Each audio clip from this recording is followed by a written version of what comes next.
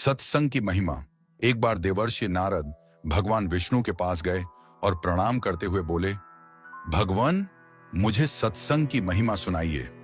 भगवान मुस्कुराते हुए बोले, नारद, तुम यहां से आगे जाओ, वहां इमली के पेड़ पर एक रंगीन प्राणी मिलेगा। वह सत्संग की महिमा जानता है, वही तुम्हें समझाएगा। नारद जी खुशी खुशी इमली के पेड़ के पास गए और गिरगिट से बातें करने लगे। उन्होंने गिरगिट से सत्संग की महिमा के बारे में पूछा। सवाल सुनते ही वह गिरगिट पेड़ से नीचे गिर पड़ा और छटपटाते हुए प्राण छोड़ बैठा। नारद जी आश्चर्यचकित होकर लौट आए और भगवान को सारा वृत्तांत सुनाया।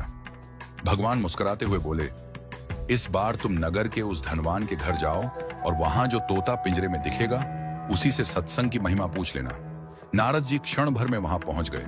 उन्होंने तोते से सत्संग का महत्व पूछा।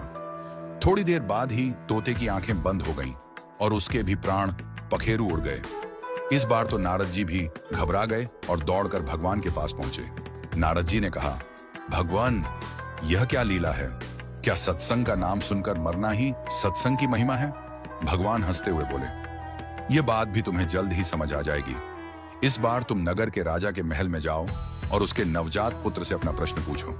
नारद जी थर थर कांपने लगे और बोले, अभी तक तो पक्षी ही अपने प्राण छोड़ रहे थे। इस बार यदि वह नवजात राजपुत्र मर गया तो राजा मुझे जीवित नहीं छोड़ेगा। भगवान ने नारद जी को अभयदान दिया। नारद जी ने हिम्मत जुटाई और राजमहल में आए। वहां उनका बड़ा सत्कार किया गया। अब तक राजा को कोई संतान नहीं थी, अतः पुत्र के जन्म पर बड़े आनंदोल्लास से उत्सव मनाया जा रहा था। नारद जी ने डरते डरते राजा से पुत्र के बारे में पूछा। उन्हें राजपुत्र के पास ले जाया गया। पसीने से तरबतर, मन ही मन श्री हरि का नाम लेते हुए नारद जी ने राजपुत्र से सत्संग की महिमा का प्रश्न किया। नवजात शिशु हंस पड़ा और बोला, महाराज, चंदन को अपनी सुगंध और अमृत को अपने माधुर्य का पता नहीं होता। ऐसे ही आप अपनी महिमा नहीं जानते, इसलिए मुझसे पूछ रहे हैं। वास्तव में आपके क्षण भर के संग से ही मैं गिरगिट की योनि से मुक्त हो गया।